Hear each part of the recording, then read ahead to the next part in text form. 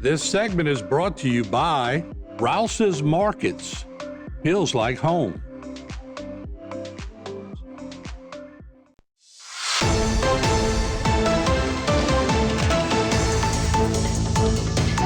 All right, we are back here on Bayou Time, and joining us now, the parish president of Terrebonne Parish, Mr. Jason Bergeron. There, you see him right there.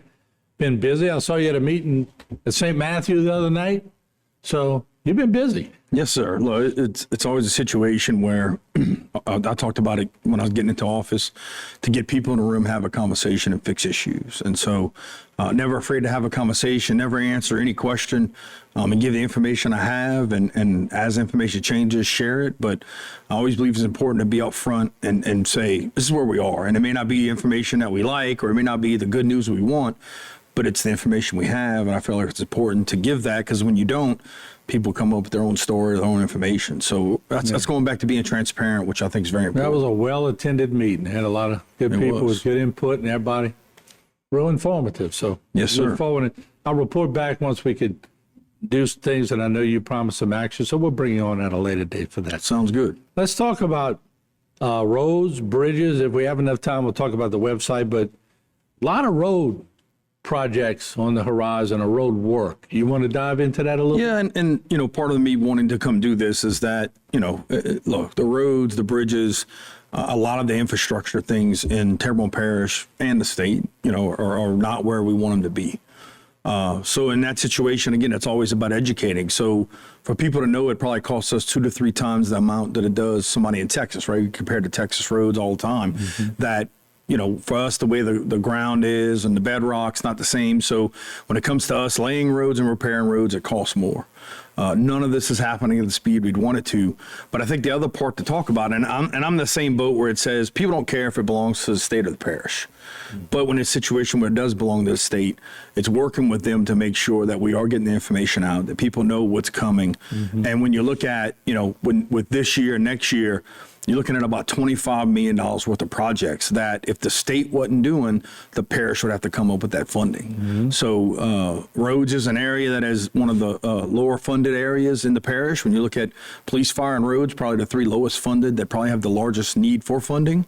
And we're just looking at alternative ways to get funding for those kind of projects. Isn't that the biggest, I don't know, let's just say pain in the butt when you're sitting there and somebody comes up to you and they go, man, when are you going to fix this road? And look, I've answered this question on TV 1,000 times. You go, that's a state highway. It's a state road. And you're right. There's a fine line, because you got to work with them.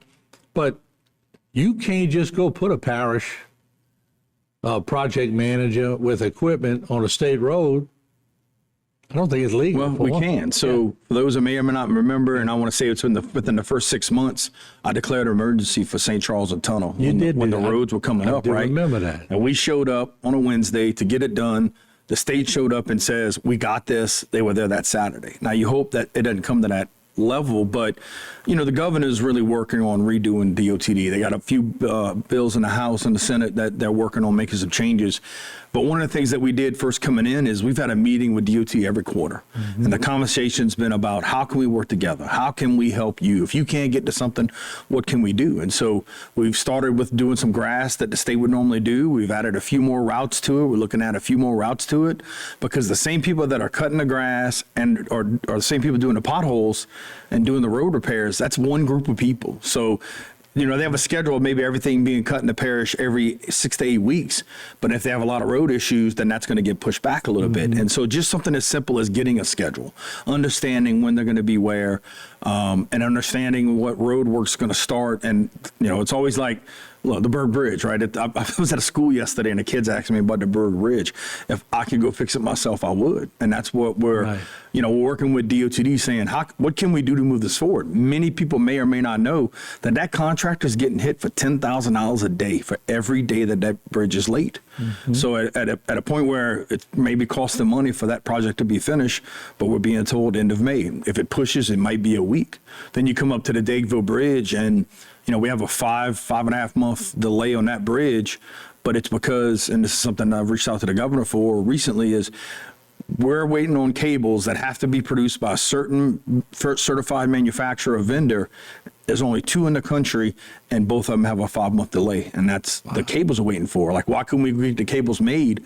And so I'm looking at that, the governor gets with Trump because it's a federal requirement, because at the level that the money comes from the feds to the state, to the parish, to fix a bridge in Terrebonne Parish, they have all the checks and things they got to follow, right? So through that whole process, making people aware, this is the issue that's going on. We got a bridge that's going to be down for 5 months, waiting on a part because of the requirement coming from the feds.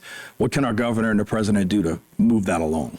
So everything you've just told me comes right back to education. Yes, sir. Educating the public on, because you're right.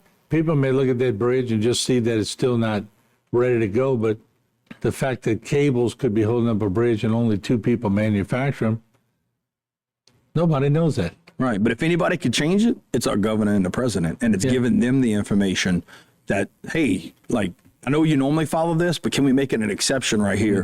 And again, it's what level of emergency that we would consider that bridge being out. And we believe it's important. And Wayne, look, I can tell you, we're just as frustrated as everybody else. It's the same roads we travel on, the same issues we deal with. And the example I'd like to give was on Clendenning Road when we had that problem in front of Air Base on 24. My father-in-law broke his axle on his boat trailer. So it's like, yeah, we getting the same repairs and broken things happening. So that wasn't a good supper, huh? It wasn't a good supper, no, sir. Yeah, no, hopefully we can do it. Let's take a break. We'll come back. A lot more to talk about with the parish president. Don't go away. This segment was brought to you by South Louisiana Bank. It's better when we bank together.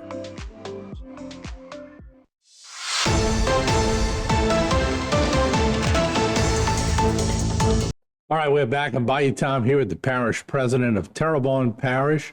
There you see Mr. Jason Bergeron. We talked in the first segment about a lot of projects. And let's go to Dulac now, talk about some of the projects there. And I know you've been working on some of that. Bring us up to speed. Yeah, so, it's interesting. In 1 week's time, we lost a gear motor issue on the Combine Bridge. We had the pontoon bridge get hit with a barge and some equipment.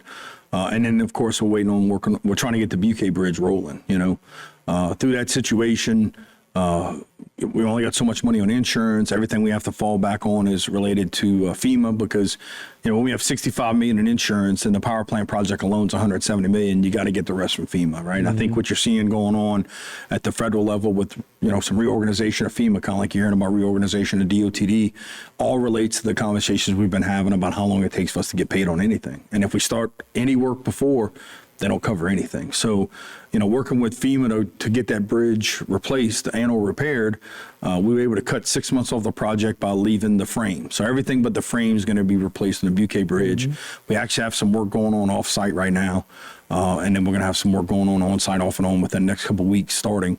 But everything but the frame of that bridge is going to be changed. So, it's frustrating to get around when you look at the issues that we have down there. We're doing everything we can to make sure that we can open to vehicle and boat traffic as much as we can, as often as we can. We know it's affecting everybody. It's not happened soon enough, but it's actually getting at the level of us working again with the state and with DOTD going, we got to get some relief on some of these bridges and some assistance. And again, kind of working together and having those conversations. I'll get a call from the secretary, the deputy secretary on Saturday going, just want to let you know we're closing this, or this is something that happened and this is the time frame we have on it. So, we have a great level of communication. At the end of the day, it's also giving them information that they might not have, because when we're having a conversation about Dageville Bridge and adjusting lights, I got some local knows with DOT people. And so I called up higher up, and next thing I know, they adjusted the lights. They added some cones on a twin span so that it's safer, because we had a couple close calls. So it's just getting the right information to the right people and giving them information so they can make an informed decision. All right, let's talk about, by the way, I think we're still waiting on some FEMA money from Katrina. Yes, so sir. they move a little slow. They move a lot of slow. I know you wish they would move a whole lot, well, just a little bit faster would be nice.